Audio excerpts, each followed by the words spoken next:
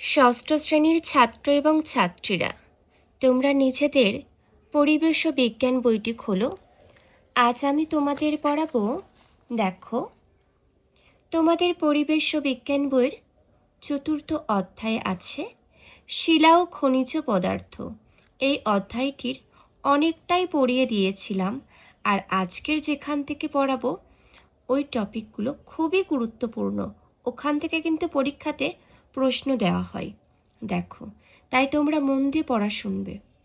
৫৫ পৃষ্ঠা, দেখো, মোটামুটি এর আগে এগুলো পড়িয়ে দিয়েছিলাম, আর এখন পড়াবো এই জীবাশ্ম বা ফসিল থেকে।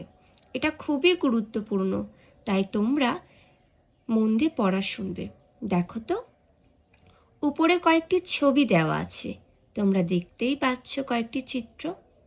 পাথরের গায়ে বিভিন্ন প্রাণীর দেহাবশেষ, তাই তো? পাথরের গায়ে বিভিন্ন প্রাণীর দেহ, মৃত প্রাণীর দেহ তোমরা দেখতেই পাচ্ছ। কি কি প্রাণী দেখতে পাচ্ছ? আশা করছি বুঝতে পারছো প্রথমটায় কি রয়েছে, একটি শামুক, তাই না, পাথরের গায়ে। পরেরটা রয়েছে একটি মাছ, মৃত মাছ। পরবর্তী সাপের মতন লাগছে, সাপের দেহাবশেষ, তাই তো? দেখো, আর এখানে দেওয়াও আছে। ওপরের ছবিগুলো কিসের তোমরা আশা করছি বুঝতে পারছো, আর আমি বলেও দিয়েছি। পাথরের মধ্যে প্রথমটা কি, সামুদ্রিক শামুকের খোলা। দ্বিতীয়টি মাছের দেহাবশেষ। তৃতীয় ছবিটি সাপের দেহাবশেষ, তাই তো? দেখো, আচ্ছা, তোমাদের মনে প্রশ্ন জাগছে না, এই সমস্ত প্রাণীর দেহগুলি এখানে কি করে এলো? তোমাদের মনে প্রশ্ন আসতেই পারে, তাই তো? দেখো, আজ থেকে অনেক কোটি বছর আগে এই শামুক, মাছ আর সাপ, এরা সবই, আমরা যেমন বেঁচে আছি, এরা সবই বেঁচে ছিল। তারপরে একদিন এরা মারা গেল বিভিন্ন কারণে। যেমন প্রত্যেকটা জীবের মৃত্যু হয়, তেমনই ওরাও মারা গেল।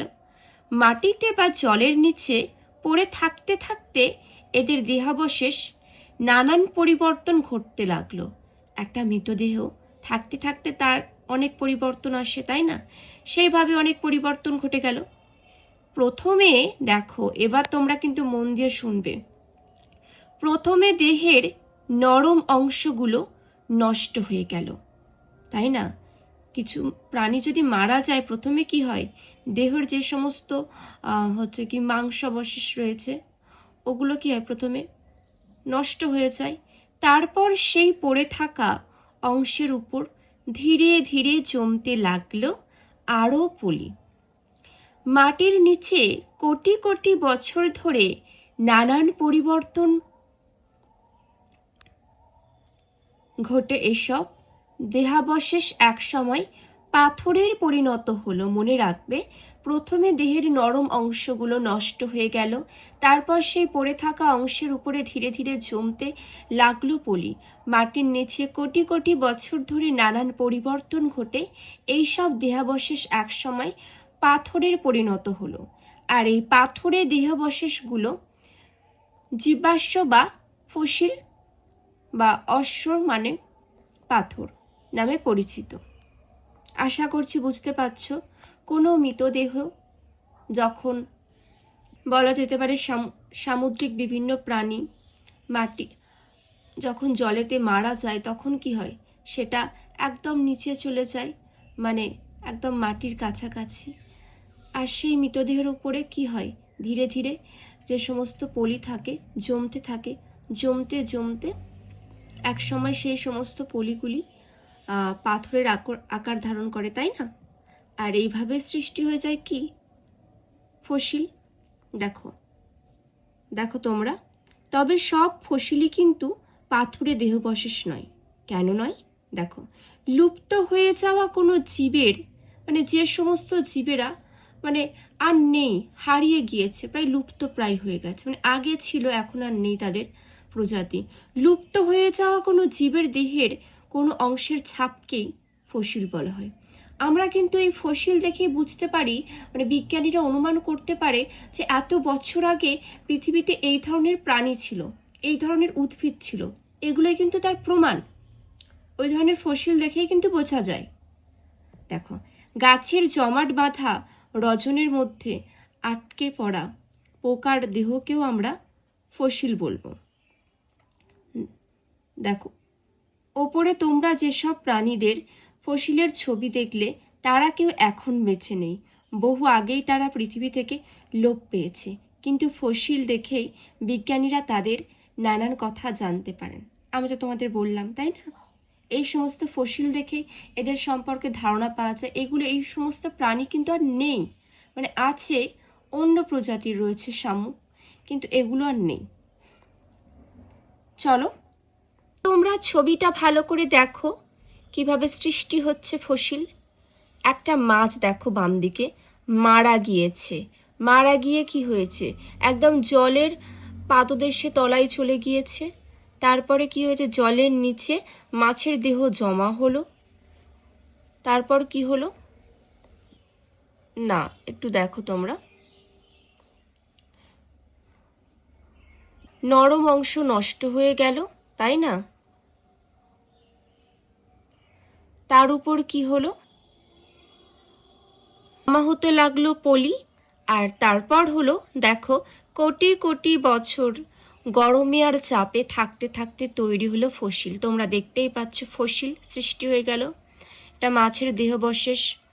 তারপর কি হলো, নরম অংশ নষ্ট হয়ে গেল, তার উপরে জমা হতে লাগলো পলি, আর কোটি কোটি বছর গরমে আর চাপে থাকতে থাকতে তৈরি হলো ফসিল। দেখতেই পাচ্ছ এইভাবে ফসিলের সৃষ্টি হয়।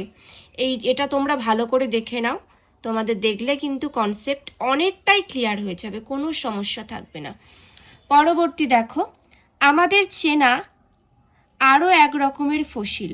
দেখো, কয়লার মধ্যে গাছের পাতার ফসিল। কয়লার মধ্যে কিভাবে গাছের পাতার ফসিল, আমরা এটাও ভালো করে জানবো। দেখো, পাশের ছবিটা হলো একটা কয়লার টুকরোই গাছের পাতার ছাপ, তাই না? এগুলি কোটি কোটি বছর আগের কিছু গাছের পাতার ফসিল।